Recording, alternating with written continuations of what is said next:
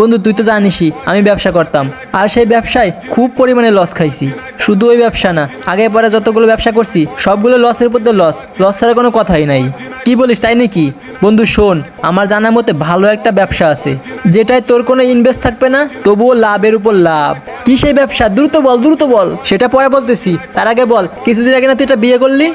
বিয়ে তো করছি। আমার বউ তো মাশাআল্লাহ অনেক সুন্দর। তাইলে তো কোনো কথাই নাই। মনে কর এখন অনলাইনের যুগে একটা বিয়ে করে মানুষ লাখ লাখ টাকা কামাই করতেছে। আর যেহেতু তোর একটা বউ আছে, তাইলে তোর আর ঠেকাই কিডা? আজ থেকে তুই কাপল ব্লগ করা শুরু কর।